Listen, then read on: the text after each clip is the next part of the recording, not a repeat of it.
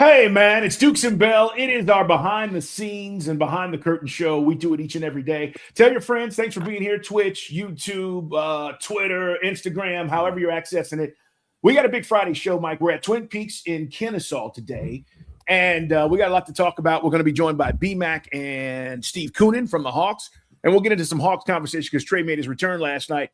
But it's funny, Mike, because people are still reacting to the idea that the Falcons may be interested in Belichick if, in fact, they make a change. Now, none of this is official, again, but Josina Anderson put it out there, and we talked about it yesterday a couple of different times on the show, but it's just funny to see the reaction from some Falcon fans who are like, man, we ain't got nothing to lose. Let's do this.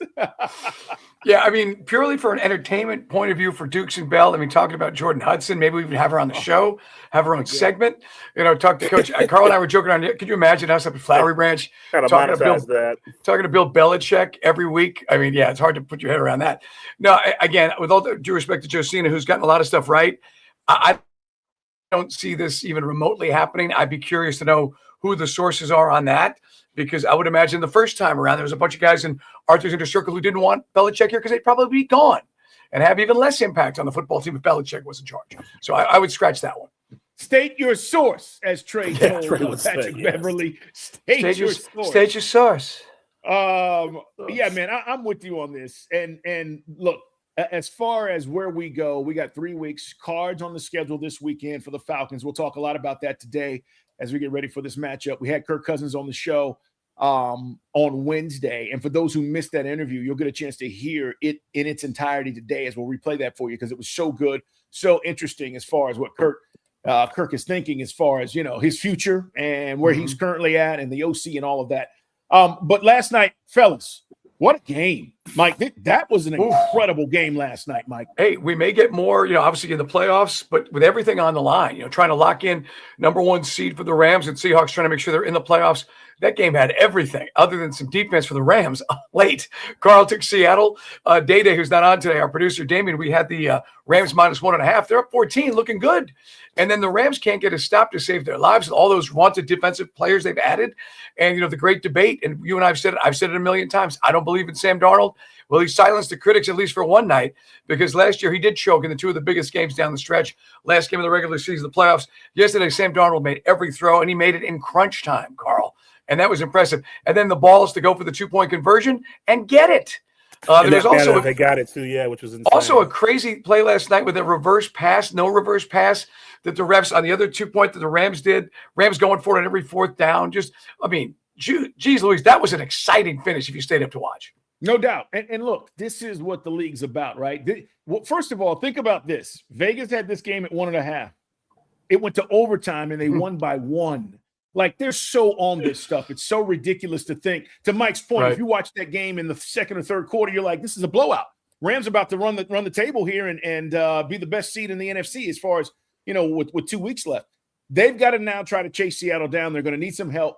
But it wouldn't surprise me, guys, if we see these 2 teams down the road again, maybe in the NFC Championship game, if Sam Darnold's able to live up to it. Here's my issue, though, Mike. He still threw two interceptions. Right. And in the playoffs, you got to protect the ball. And possession football, man. Yeah, and Big O, like for the Eagles, for example, as much crap as Jalen Hurts gets, he protects the football. He may not throw for 400 yards, but he's also not going to throw it to the other team and give them an opportunity.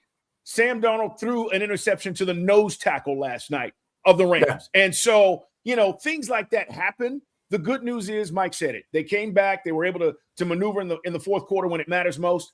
But that's my concern, man. Like in the playoffs, those are different plays, and I think it turns out a different way. But, you didn't get in on that game, right? You didn't take the Rams either, did you? No, I wasn't taking any part of that. There were too many of y'all on it already. So if I jumped in, it would have completely just screwed everything. You know what's funny? I miss caring about December football. I miss being in a position where you watch a game like that, you have a team in it, and you're completely invested in what's going to happen as it pertains to not just getting a seed for the playoffs, but trying to lock down a top seed in the playoffs right now. So watching that game last night, it was, just seeing 2 great offenses and 2 really good defenses going back and forth and 2 head coaches trying to one-up each other. But just the idea of December football meaning something and how it hasn't meant something in this city, for a while.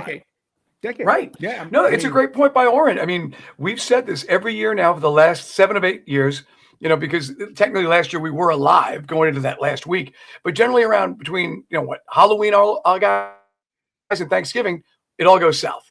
And that's where you just feel like, oh, man. And now, as we said, even if you win out, it doesn't accomplish anything.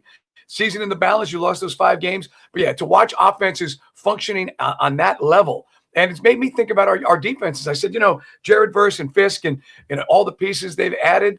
And the Rams just, man, they were just like tissue paper. Seattle is impressive. Now, the funny thing about the playoff picture as a whole, with the Chiefs out and the Eagles looking so strange from week to week, this thing is so wide open. That's why the NFL will probably, Carl, even have the best ratings ever when it comes to this playoffs. I don't think they get hurt without having Mahomes and the Chiefs, because I think there's a lot of variables in this equation. I think people latch on to Buffalo this year. Yeah, look, Brady didn't make every Super Bowl, even though it seemed like it, and the ratings were still great. Whatever teams advanced, we still watched and paid attention. And as a matter of fact, we were rooting for people to knock Brady off year in and year out. We don't have to root against the Chiefs. They've knocked themselves out of this thing. So I am curious, Mike, to see what the numbers are, because they are the team you love to hate right now just because of all the success that they've had. But fresh blood, man. And, for Josh Allen, this is supposed to be the year. You have gotten a gift. Yeah. You don't even have to see Mahomes in the playoffs. Or Burrows either. 2 guys who drove you crazy. And you've got young quarterbacks. You got Bo Nix. You got Drake May, and you got Trevor Lawrence, who's been to the playoffs, but you don't trust any of those guys going up against Buffalo and their experience, right? No, not at all. I don't. I think, and again, if Buffalo doesn't get to the Super Bowl this year, it's probably a wrap. Shame on them. They missed their window. Yeah, you've been in these opportunities for the last 5 years where you've had a chance, and you beat Mahomes, right? Or you should have beaten him. That's the game that changed the overtime rules, where Josh didn't get a chance a few years back.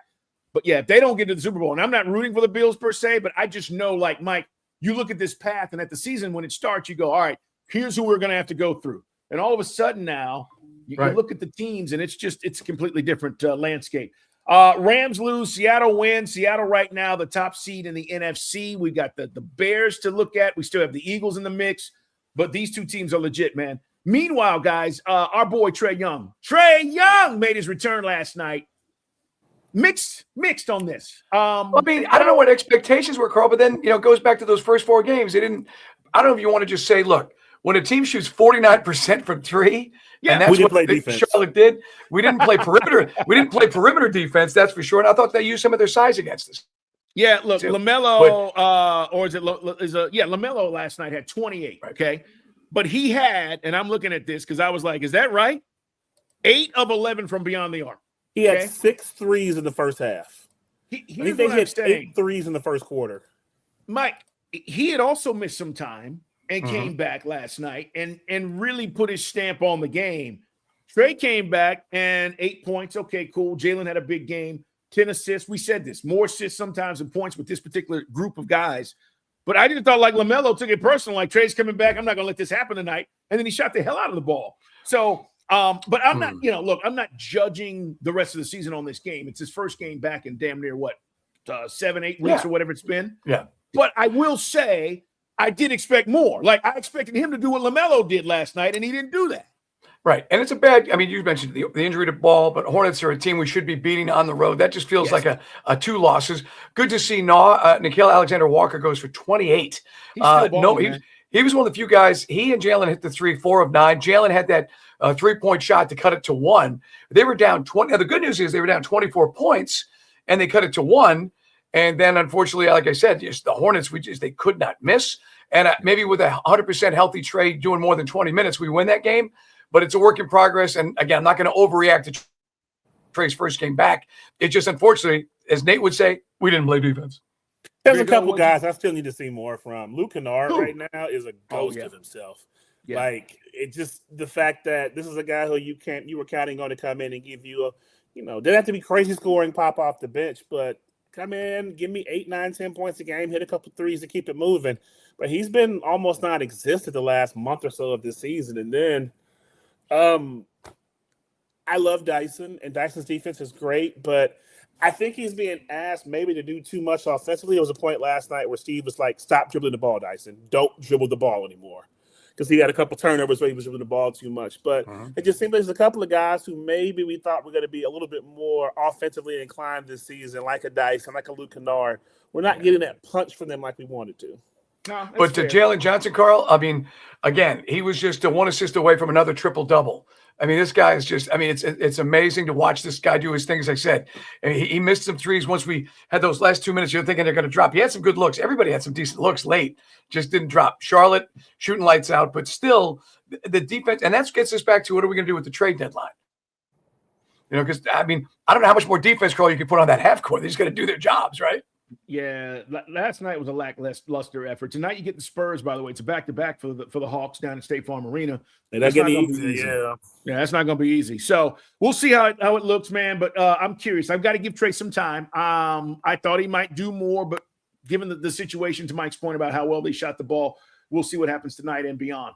BMAC, as we mentioned, from CBS Sports, will join us today. Our man Steve Koonin, Hawks CEO. We'll talk to him about this team and some of the things we've been discussing. But tonight is a big night, man. College football playoffs. Bama taking on Oklahoma at Oklahoma. Winner gets Indiana in the Rose Bowl next week. And, Mike, I look at this game and I go, okay, Oklahoma went on the road. They put a great game plan together. Brent Venables defensively. Alabama had issues. And I don't know if they're going to have those same issues tonight on the road where these Oklahoma fans are going to be going crazy. I like Oklahoma to be in this game. And as a matter of fact, they're favored. We were talking about this by 1.5 points. So it's a pick 'em, really, guys. This could easily be a 1-point game, last possession kind of deal as it came down to last time. But what are you thinking about Alabama? I feel like there's something brewing here behind the scenes with Kalen DeBoer that people aren't maybe giving enough attention to. Like, everybody thinks they're just going to be on point and Alabama's going to roll tide and beat the hell out of Oklahoma because they owe them. Right. I don't feel that way. No, I may take Oklahoma when we do our pick segment. I blew it on me and Data got crushed last night by that 2-point conversion and the tie. But Ty Simpson, he was shaky in the first half in Bryant-Denny for Alabama. Now, as you said, Carl, going to Norman, Venables is a mad scientist. I guess for me, can Mateer give me a couple of scoring drives where Mateer can do some things because he always looks like he just has not been the same guy with the injury since he took some of the hits before. He didn't look the same since before the Texas game. But I still like Oklahoma at home because I love Venables' defense. And you're right. Whether there's smoke there or however you want to break it down, Orin, it is intriguing. And it just seems like it would be the perfect cherry on top of this crazy year of college football for DeBoer to go to Michigan. And then Alabama fans will be up the creek, won't they? And then maybe Dabo goes, hey, remember me? I'm sorry. Somebody, I gave me somebody special. No, can Georgia or can Alabama can Oklahoma do what Georgia did to Alabama? That's my question. The defense, I think, is along the same lines of Georgia and being able to rush the pass. They got some good pass rushes, and then the secondary is really good too. I'm interested to see because I think that Bama game, Mateer was maybe 1 or 2 weeks back from that hand injury, and now he's had time to recover. And something about Gunner being able to kind of pick apart that Bama defense, but also get with his feet, his legs too. So, and Mateer is a guy who I think I'm put him down with his legs too. So having him back there in the pocket and being a bit more healthy than he was before, that Bama offense right now, like it's just weak sauce. It's just something that's not meshing. And maybe it started with that Oklahoma game, but Jan Miller, they can't run the football at all right now. Ryan Williams, the guy who was so spectacular last year, just looks lost out there playing wide receiver right now. So this is a Bama team who offensively, they may have to force a couple turnovers to get some short fields right now because I don't know if they'll have enough sustained drive, so to speak, to be able to take them off down the Oklahoma team. Well, the Alabama, don't forget, they had the Simpson fumble. Ryan Williams had the ball punched out. Carl, remember that? So there's the 2 turnovers. And again, everyone, we all know that's part of it. But on the road, it's just a tough matchup. And like I said, I just like Oklahoma. Venables is, defense is his thing. And you can do it in Tuscaloosa. You can certainly do it at home. To Orin's point, if Mateer can come up with a couple of wow moments. Yeah. By the way, Kalen DeBoer, he says he hasn't talked to anybody and didn't plan on it. His agent has. I'm not buying any of that. I think this is going to play out and maybe one of the most interesting things we've seen, win or lose. By the way, I mean, look, he could win. They advance. Maybe they beat Indiana, maybe they don't, but this storyline doesn't go away because until Michigan hires whoever it is they want, correct, this is still going to be there. He's still name out there, yeah. So, and that's the thing. As long as Michigan, that job goes unfilled, then the rumors will continue to circulate and see how they circle the wagons in Tuscaloosa, or does it become a distraction? Yeah, it's going to be interesting, man. We'll talk about all the games coming up. That is probably outside of the A&M, which is an early. By the way, I think A&M is going to whip Miami. By the way, I think A&M is going to whip Miami. I had a buddy. He sent me, I guess it was either a Houston or Dallas paper piece on Marcel Reed, who's the quarterback, and they're talking about how he's built for this moment. He's been ready for this, and this is his opportunity to show the country, people who haven't watched A&M. I think he's really good. Don't get me wrong, but I was like, all right, this is what happens. A&M gets hyped up, and then comes right back down. And then they wet the bed. It never fails. So, but he was bragging a little bit and said, hey, look, our quarterback's finally getting some pub. It's going to be an interesting game tomorrow. All right, we'll talk about that as well as much more. Falcons, Cards. You'll hear from Kirk Cousins today. We got a lot in store. We're live at Twin Peaks in Kennesaw. Come on through 2 to 6, man. The scenery, the drinks, the fun, the shenanigans, as Mike says. Make sure you're there at 2 o'clock, guys. We'll talk to you then.